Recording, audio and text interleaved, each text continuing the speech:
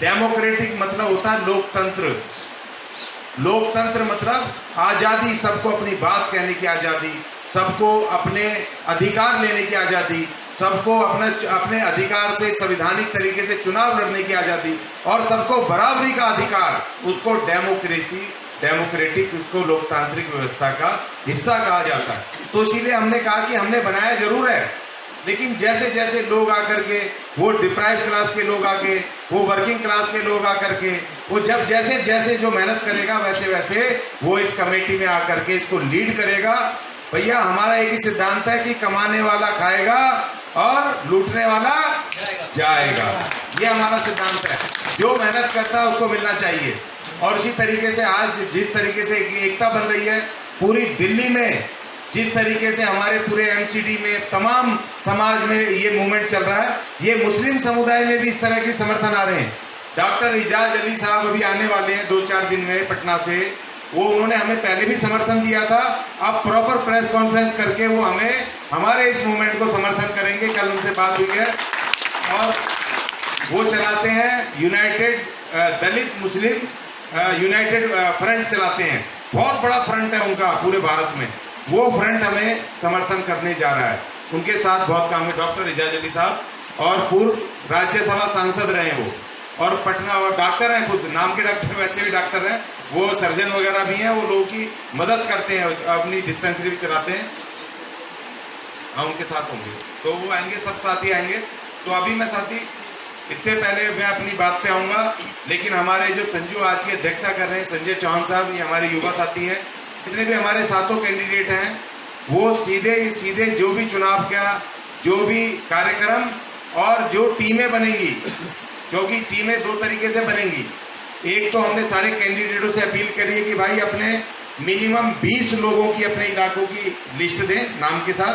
तो उसके बाद हम केंद्र जो सेंटर है वो उस तरीके से, फिर संजू की ये ड्यूटी है कि तमाम पूरे लोकसभाओं में ये उनके साथ अपने नौजवानों को जोड़ करके हमने ये से कोशिश कर रहे हैं कि एक लोकसभा में करीब 100 नौजवान उसमें उस टीम में काम करें, प्रचार का काम करें। 100 हो टोटल एक लोकसभा में, तो 100 होंगे। तो हम मैं दिल्ली डेमोक्रेटिक अलायंस से लगभग मेरे को 4 महीने हो गए, और इस 4 महीने में मेरे को दिल्ली डेमोक्रेटिक अलायंस का कॉन्सेप्ट समझ में आया, और इसमें गरीब मजदूर और वंचित समाज की बात है, उसका दर्द है, और उस दर्द से लड़ने के लिए प्लानिंग है। और उस हमारे दिल्ली में, गुड़गांव में, एनसीआर में ऐसे साथी आ रहे हैं। हमारी जो हमारे ये सुनील अंजाना जी हमारे साथी, ये साथी इतने डेडिकेटेड साथी हैं। इनका चैनल है, इन्होंने हमारी बाइट चलाते हैं, लगातार हमारे काम को भेजते हैं अपने चैनल पे।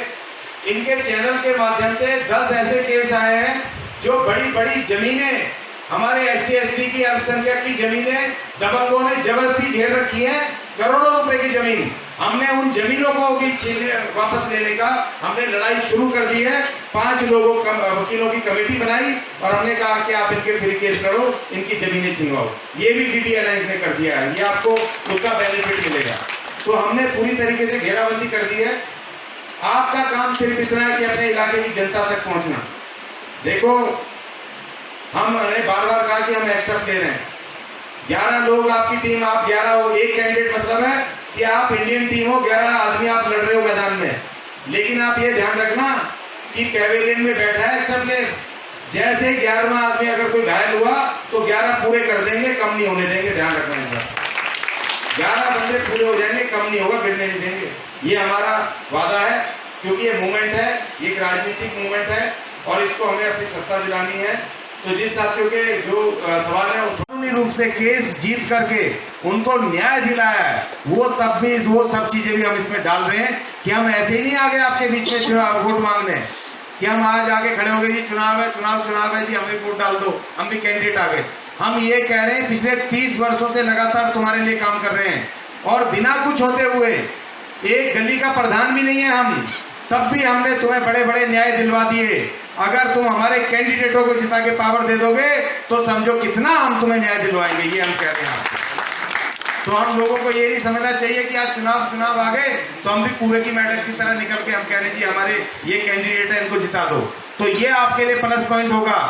और जो पूरे वर्कर्स के लिए हमने काम किया है, रेल वर्कर्स के लिए, होटल वर्कर्स के लिए, तमाम लोगों के लिए काम किया है, वो अब आपको उसका बेनिफिट मिलेगा। अब ये आप देखना, अभी मैं कह रहा हूं, मेरा विश्वास है कि इस गली में से आप निकलोगे, आपको एक ना एक वहां पर दिल्ली डेमोक्रेटिक अलायंस का सिपाही आपको तैयार मिलेगा। ये समझ लेना आपको। हर पे कब्जे हो रहे हैं हमारे इस मूवमेंट से। एक और चीज आई है, मैं तो हैरान हूं कि आज तक काम क्यों नहीं हुए।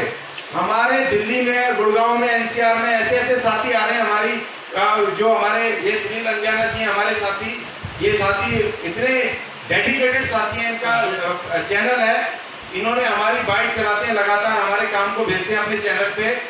इनके चैनल के माध्यम से 10 ऐसे केस आए हैं जो बड़ी बड़ी जमीनें, हमारे SC ST की, अल्पसंख्यक की जमीनें दबंगों ने जबरदस्ती घेर रखी है, करोड़ों रुपए की जमीन। हमने उन जमीनों को वापस लेने का हमने लड़ाई शुरू कर दी है। 5 वकीलों की कमेटी बनाई और हमने कहा कि आप इनके फ्री केस करो, इनकी जमीनें छीनवाओ। ये भी DD अलायंस ने कर दिया है, ये आपको उसका बेनिफिट मिलेगा। तो हमने पूरी तरीके से घेराबंदी कर दी है। आपका काम सिर्फ इतना है कि अपने इलाके की जनता तक पहुंचना। देखो, हमने बार बार कहा कि हम एक्स्ट्रा ले रहे हैं। 11 लोग आपकी टीम, आप 11 हो, एक कैंडिडेट मतलब है कि आप इंडियन टीम हो, 11 आदमी आप लड़ रहे हो मैदान में। लेकिन आप ये ध्यान रखना कि पैवेलियन में बैठा है एक्स्ट्रा प्लेयर, जैसे 11वां आदमी अगर कोई घायल हुआ तो 11 पूरे कर देंगे, कम नहीं होने देंगे। ध्यान रखना है, 11 बंदे पूरे हो जाएंगे, कम नहीं होगा, गिरने नहीं देंगे। ये हमारा वादा है, क्योंकि ये मूवमेंट है, एक राजनीतिक मूवमेंट कि मोदी को हटाओ तो लाओ किसको। और आप ये आप बोलो कि DDA को लाओ, DDA को लाओ, राहुल को ले आओ तो कोई फायदा नहीं। तो इसलिए आप बिल्कुल निश्चिंत रहें। हम बीजेपी के खिलाफ, जितना मैं बोलता हूं उनके खिलाफ, क्योंकि मैं नीतियों के खिलाफ बोलता हूं। आप मेरे स्टेटमेंट सारे साथी पढ़ सकते हैं। ऐसा ना सोचें कि हम किसी बीजेपी को सपोर्ट कर रहे हैं, किसी को कर रहे हैं। ये हमारा इंडिपेंडेंट मिशन है और पहला मौका है जो 90% लोग मेहनत करने वालों का ये मिशन चला है, और इससे आपको फायदा होगा, नुकसान नहीं होगा। धन्यवाद। जरूरत है इस मिशन को चलाने की, और अब करो और मरो की स्थिति में है। देश के जो हालात चल रहे हैं ना, वो करो और मरो की स्थिति में है। अगर आज भी हमने ये लाइन नहीं पकड़ी तो फिर समझिए करना तो छोड़िए, फिर मरना बिल्कुल तय है। और जब मरना तय हो तो फिर करने से नहीं डरना चाहिए। और एक शेर के साथ अपनी बात खत्म करूंगा कि अपने आप को कमजोर मत समझो कि एक लकड़ी एक दिन पतवार बनती है, एक चिंगारी दहक अंगार बनती है, और यूं जो बेबस समझ रोती गई वही मिट्टी एक दिन मीनार बनती है। जय जय भीम। हमारे साथ में हमारे महावीर भाई साहब, धन्यवाद देता हूँ जिन्होंने इतना संघर्ष करके ये कम्युनिटी इकट्ठी की है। और मैं चाहता हूँ कि जितनी भी हमारी ये कम्युनिटी है, भाई सब एक मंच पर आ जाएं। हमने बहुत 70 सालों में बहुत दर्द सहा है, उस दर्द को देखते हुए हमारा हमेशा यूज हुआ है। कांग्रेस ने वो हमें यूज किया, बीजेपी ने यूज किया, अब पीछे आम आदमी आए, उन्होंने झाड़ू का निशान लिया। दोस्तों, वाल्मीकि समाज, OBC, SC ST जितना भी है, ये सब हमारा जो ना एक हिस्सा है। मैं नहीं मानता, आप इस उंगली में से खून निकाल लीजिए, भाई साहब के उंगली में से खून निकाल लीजिए, आप उससे पहचान बता दीजिए कि ये हिंदू है, ये मुसलमान है। हम चाहते हैं ये सभी एक रहें और एक ही है। अगर वाल्मीकि समाज और मुस्लिम वोट में अगर ताकत अगर ये एक हो जाए तो कोई ताकत नहीं, हम दिल्ली पर राज करेंगे। वो नहीं, ये हमारा है। और जितनी हमारे से बनेगी, हम तन मन धन से नजोगत से आपको सपोर्ट करने के लिए बिल्कुल तैयार करते अज्ञानी साहब जो DD अलायंस के जो संस्थापक है, वो हमारे साथ में हैं और उनसे हम जानना चाहेंगे आज का माजरा क्या था मीटिंग का। जी देखिए, एक संगठनात्मक मीटिंग थी हमारी दिल्ली डेमोक्रेटिक अलायंस की, और जो जिन 7 कैंडिडेटों को हमने समर्थन किया है उन तमाम साथियों को, सातों को हमने बुलाया, और उनके साथ साथ 10 उनके अपने कार्यकर्ता थे जो लोकसभा में लड़ेंगे। तो आज हमने तमाम वो रणनीति पर चर्चा की, नॉमिनेशंस के किस तरह फाइल करने उस पर चर्चा की, और किस तरीके से उनको सारी गाइडलाइंस जो इलेक्शन कमीशन की हैं, जो कानूनी चीज़ें हैं, वो बारीकी से बताई। प्लस हमने किस तरह प्रचार में जाएंगे, किस तरह प्रचार प्रसार होगा, कम संसाधनों में, कम धन में, किस तरीके से, क्योंकि हमें इस देश की राजनीति को बदलना है। जो परंपरागत करोड़ों की राजनीति का भूत लोगों के दिमाग में डर जो बिठा रखा है, हमने आम आदमी को बताना कम संसाधन में, कम पैसे में किस तरीके से चुनाव लड़ना है, क्योंकि जनता के लिए चुनाव लड़ रहे हैं हम अपने लिए नहीं लड़ रहे हैं। तो ये कोई व्यापार नहीं है, ये जनता के बीच में जाने का। तो हमने वो सब रणनीति, उन सब चीज़ों पर चर्चा की, कुछ चीज़ें उनको सुझाव दिए, कुछ चीज़ें दी, और उस तरीके से हम आगे अब काम करेंगे। अब हमारा जो सबसे पहला जो पड़ाव है वो है नॉमिनेशन, कि सातों कैंडिडेट हमारे सातों का नॉमिनेशन ठीक से भरा जाए, और उसकी हमारी ये सब चर्चा रही। तो आगे की रणनीति आपके जो कैंडिडेट है उनकी क्या रहेगी? अपने लोकसभा में कैसे काम कर पाएंगे, क्योंकि नए चेहरे हैं? देखिए, ये थोड़ा सीक्रेट मामला है, लेकिन फिर भी मैं कुछ चीज़ें आपको बता दूं कि जो ये हम किस तरह काम करेंगे उसी पे हमने उनको थोड़ी सी कुछ गाइडलाइंस दी हैं। और ये नए चेहरे नहीं हैं, चेहरे मतलब राजनीति में नए हैं, मगर ये खिलाड़ी पुराने हैं। ये सामाजिक प्लेटफार्मों पे काम कर रहे हैं, संगठनों में, ये ट्रेड यूनियन के मोर्चों पे काम कर रहे हैं, ये तमाम अलग अलग या व्यक्तिगत रूप से भी ये समाज के बीच में काम कर रहे हैं। ये वो लोग हैं, और ये वो लोग हैं जिन्होंने कि ये जो पार्टियां बैठी हैं आज, इनको कहीं ना कहीं से इनको ताकत दी है, इनको मजबूत किया है, शक्तिशाली किया है। आज तक उन्हीं पार्टियों को ये लोग मदद करते रहे। अब ये इन्होंने कहा कि भाई अब DDA अलायंस हमारा अपना प्लेटफार्म आ गया है, और उस प्लेटफार्म को हमने मजबूत करना, अपने घर को मजबूत करना है, जिसकी वजह से ये सब इकट्ठे हुए हैं। और ये सातों के सातों कैंडिडेट हमें इतने ज़बरदस्त लगे, इनसे बात की हमने, इन्होंने हमें समर्थन के लिए एप्लीकेशन दी, इनसे खूब चर्चा हुई। उसके बाद हमें लगा भाई इनको आगे बढ़ाना चाहिए, इनकी मदद करनी चाहिए, इनको समर्थन करना चाहिए। तो अब हमने इसलिए आज एक कार्यकर्ता मीटिंग थी, कैंडिडेटों की मीटिंग। अच्छा, इसमें जो हिंदुस्तान का, भारत का जो सबसे बड़ा संगठन है भावादस, भारतीय वाल्मीकि धर्म समाज के अध्यक्ष SL बबरीक जी, उनके बारे में क्या कहना है आपका? देखिए, जो बबरीक जी हैं हमारे, चरण सिंह बबरीक जी, जो राष्ट्रीय अध्यक्ष हैं भावादास के, वो सबसे ज़्यादा ताकतवर कैंडिडेट के रूप में हमारे पास हैं, क्योंकि एक तो सुलझे हुए व्यक्ति हैं, उनका सामाजिक काम बहुत है, राजनीति, और अब राजनीति में उतरे हैं, समाज के लिए उतरे हैं। उनका बड़ा 50,000 की मेंबरशिप का उनका संगठन है पूरे देश में। और दिल्ली में मैं 1-2 मीटिंगों में उनके यहाँ गया हूँ, 1-1 हज़ार आदमी तो ऐसे ही उनके जमा हो जाते हैं। तो उनके पूरे समर्थन में कल उनकी हिंदी भवन में उनकी मीटिंग थी, उनके संगठन की। उन्होंने घोषणा कर दी है कि बबरीक जी को समर्थन करना है, दिल्ली डेमोक्रेटिक अलायंस के जितने भी कैंडिडेट हैं उनको समर्थन करना पूरी दिल्ली में, उनके पूरे संगठन ने कर दिया है। और हमें फ़ख्र है, इस बात की खुशी है कि चरण सिंह बबरीक जैसे जो सामाजिक कार्यकर्ता हैं, अब वो राजनीतिक प्लेटफार्म पे उनको समझ आई कि हमें आना चाहिए, क्योंकि बिना राजनीति के वो अपने लोगों का भला नहीं कर सकते। उनकी शिक्षा की लड़ाई, उनके रोजगार की लड़ाई, उनके आत्मसम्मान की लड़ाई, वो बिना राजनीति में आए, राजनीतिक सत्ता हासिल करे बगैर वो पॉसिबल नहीं है। ये बात सबको समझ आ रही है। तो एक बात बताइए ज्ञानी जी, आप जैसे बड़ी पार्टियां हैं, कांग्रेस है, BJP है, आप तो उसमें आराम से जा सकते हैं, कार्यकर्ता बन सकते हैं, किसी पद पर जा सकते हैं, आपको टिकट भी वहाँ से मिल सकता है, लेकिन DDA बनाने की क्यों ज़रूरत पड़ी? देखिए, मैं 30-32 साल से ट्रेड यूनियन मूवमेंट में काम किया, सामाजिक प्लेटफार्म पे, और बहुत सारे ऐसे मौके आए कि जब इन पार्टियों में आराम से विधायक बन के बैठ सकता था, आराम से जा सकता था। लेकिन जो मेरा मिशन है, क्योंकि मुझे गलती से भगत सिंह मिल गए थे रास्ते में जब मैं स्कूल टाइम में था, और फिर जब मैं और थोड़ा आगे बढ़ा तो मुझे डॉक्टर अम्बेडकर मिल गए। उनकी महान विचारधाराओं से जो मैं प्रभावित हुआ, तो मुझे लगा कि भाई ये राजनीतिक पार्टियाँ जो परंपरागत चल रही हैं, ये आज से नहीं 20 साल पहले से मेरे दिमाग में था। तो लेकिन हम काम लगातार करते रहे, और हमें लगा कि भाई अब ये छोटे छोटे सुधारों से कुछ होने वाला नहीं है।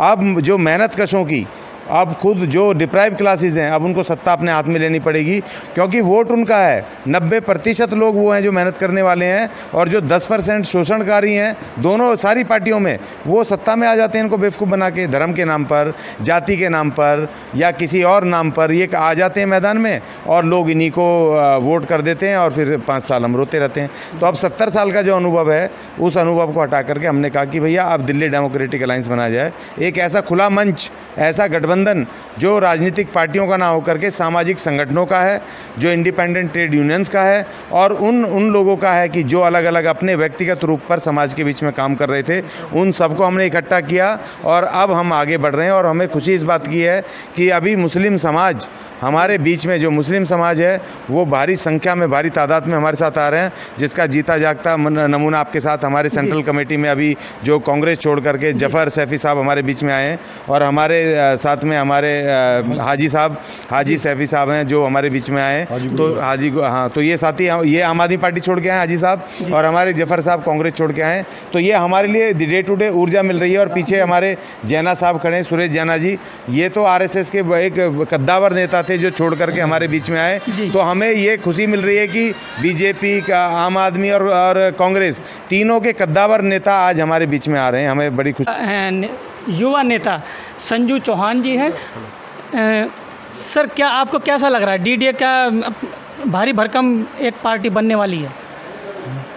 DDA एक भारी भरकम पार्टी जब बनेगी, लेकिन जो अभी हालात हैं जैसे बने हुए हैं दिल्ली के अंदर और देश से जिस तरीके का रिस्पांस आ रहा है कि आप जिस मिशन को लेके चल रहे हैं, ये मिशन अमीर और गरीब का मिशन है। आपने इस मिशन से ये सार्थक कर दिया है कि जिसे इस व्यवस्था को बदलना है, मतलब जो गरीब है उसको इसके समान आना है, तो DDA को मिशन को समझ के उसको देखकर लोग आ रहे हैं और उसको ज्वाइन कर रहे हैं और उसको अपने वोट एंड जिसे कहते हैं फाइनेंस, हर तरीके से सपोर्ट कर रहे हैं। वोट एंड फाइनेंस दोनों तरीके से समर्थन दे रहे हैं DDA को। और DDA का जो कॉन्सेप्ट है वो हर युवा को समझ में आ रहा है। ख़ास तौर से जो बेरोज़गारी है इस देश में व्यापक रूप से, सब बेरोज़गारी को रोज़गार देने की बात करते हैं लेकिन नहीं दे रहे हैं। लेकिन जबकि रोज़गार देना कोई बहुत बड़ी बात नहीं है देश में और राज्य में, जैसे कि बीजेपी, कांग्रेस और राज्य में दिल्ली सरकार, ये तीनों पार्टियां रोज़गार दे सकती हैं। MCD में सब लोगों को परमानेंट किया जा सकता है, लेकिन करेगा कौन जब आपके पास वो नीयत ही नहीं है। दुलाने का है, जो झुग्गी बस्तियों में रहते हैं उनके बार बार तोड़ दिए जाते हैं मकान। मैं बार बार कवरेज भी दिखाता हूँ। और ज़मीनों पर जो वंचितों शोषितों की ज़मीनों पर, गरीबों की ज़मीनों पर जो कब्जा किया जा रहा है दबंगों द्वारा, वो भी एक बड़ा मसला है। तो जैसे लोग आ रहे हैं DDA में, ज्ञानी जी के पास आ रहे हैं अपनी गुहार लगाने के लिए कि हमारी ज़मीनें छुड़वाई जाए, तो उस हिसाब से तो आपका क्रेज बढ़ने वाला है। यस, बढ़ रहा है जी, बढ़ रहा है। क्योंकि देखो ये DDA जो है ना, एक पीड़ित वर्ग आ रहा है इसके अंदर, जो शोषित वर्ग है। ठीक है, हम जैसे अब देखते हैं कि ठेले पे या कोई मतलब भीख मांग रहा है, या वो जानबूझ के तो नहीं मांग रहा पर उसके सामने ऐसे हालात बनाए गए कि वो भीख मांग रहा है। 7, 7,500, 8,000, 12,000, 15,000 की नौकरी करना भी तो भीख ही है। इसमें कहाँ से, मतलब आपका घर कैसे चलेगा? उसमें आपका खाने पीने से राशन का लेकर बच्चों के पढ़ाने लिखाने तक का, मकान का किराया, इलेक्ट्रिसिटी बिल, ये 15,000 में हम कैसे कर सकते हैं? ये सीधा आदमी पे आदमी का शोषण है। और ये दिखाता है, ये दिखाता है कि जो मनुवादी व्यवस्था है वो 85% लोगों के विरुद्ध काम कर रही है, जबकि उनका बहुमत और वोट सबसे ज़्यादा है इस देश के अंदर, लेकिन उन्हीं को ही ये शोषित कर रही है। वोट इन्हें हमारा चाहिए, लेकिन हमारा ही वोट लेकर के पार्लियामेंट में बैठते हैं और हमारा ही सर्वनाश करते हैं, हमारा ही वहाँ भविष्य अंधकार की तरफ ले जाते हैं। जी, मतलब एक खेला जा रहा है बिल्कुल भावनाओं के साथ, लोगों की भावनाओं के साथ, लोगों के रोजगार के साथ, लोगों के उनकी मतलब कहते हैं कि उनके मान सम्मान के साथ और उनके जो हक अधिकार हैं उनके सब के साथ इन्होंने खेला ही है और कुछ नहीं किया इसके अलावा। झूठ जो अभी तक चला आ रहा है, जो अभी तक की जो व्यवस्था रही है, जो इस देश में अमीर और गरीब, ठेकेदारी, जिसको इस देश के अंदर व्यवस्था को परिवर्तन करना है, अमीर और गरीब की जो रेखा है उसको समाप्त करना है, ठेकेदारी प्रथा को ख़त्म करना है, तो DDA को सपोर्ट करें, बोर्ड से सपोर्ट करें, DDA को वोट से सपोर्ट करें और धन से सपोर्ट करें, क्योंकि ये मिशन DDA का नहीं है, ये आम जनता का मिशन है। ये आम जनता का मिशन है। ये DDA के प्रत्याशियों का घर का वो नहीं है कि इलेक्शन आना और जीतना या हारना। ये लोगों के प्रतिनिधित्व बन के आए, उनकी समस्याओं को हल करने के लिए ये खड़े हुए हैं। ये जिम्मेवारी DDA ने दी है। तो इसमें हम सब वोट से पूरी तरीके से सपोर्ट करें, क्योंकि ये बहुत ही जल्द आपकी दुख तकलीफ, समस्या, बेरोजगारी, ठेकेदारी, इस सब को समाप्त कर देगा जड़ से। पर ये तभी संभव है जब आप हमारे सातों प्रत्याशियों को जिता के लाएंगे। अच्छा, आपने भी लाठियाँ खाई है? बिल्कुल। सफाई कर्मियों के लिए मैंने देखा था संसद में, मेरी टांग टूट गई है जी। तो वहाँ पर आपने भी लाठियाँ खाई थी, हाँ तो जी। क्या उससे निर्णय क्या निकला कुछ? देखो, उससे निर्णय तो कुछ नहीं निकला, लेकिन एक बात बहुत क्लियर समझ में आ गई कि मैं शुरू से जब ये मूवमेंट चल रहा था तो मैं इस मूवमेंट के शुरू से खिलाफ था, क्योंकि इसमें एक नेता और एक ही झंडा और एक ही डंडा था। और ये जहाँ पर एक नेता होगा तो आप समझ लीजिए वो पता नहीं चलेगा आपको कब किस गड्ढे में ले जाके गिराएगा। और हुआ भी वैसा ही, उसने अकेले नहीं डिसीजन लिया, जो उसको लीड कर रहा था बंदा है, और उसी बंदे ने ही सारे फैसले करके उस मूवमेंट को ख़त्म कर दिया। लेकिन अगर यही सब करना था और अपना आपको उतना अपना वर्चस्व बढ़ाना था, अपनी पहचान बनानी थी, या आप किसी के लिए भी आप काम कर रहे थे, मैं नाम नहीं लूँगा, आप किसी पार्टी विशेष के कहने पर कर रहे थे ये, या किसी मतलब इसमें आपको अपना प्रचार करना था, लोगों की मतलब जो ज़रूरत की जो चीज़ें थी ना, उससे उनका कोई लेना देना थे। जब ये मूवमेंट जब चल गया बहुत अच्छे तरीके से, जिसमें राजेश खेड़ी ने बड़ी मेहनत करी, मैंने ये देखा राजेश खेड़ी ने और भी कई सारे साथी जो बहुत मेहनत कर रहे थे, लेकिन वो व्यक्ति कुछ उसके दिमाग में कुछ और चल रहा था, वो समाज से कोई लेना देना नहीं था, लेकिन उसने समाज का नाम पूरा इस्तेमाल किया कि भैया ये सफाई कर्मियों की लड़ाई नहीं है, पूरे वाल्मीकि समाज की नाक की बात है।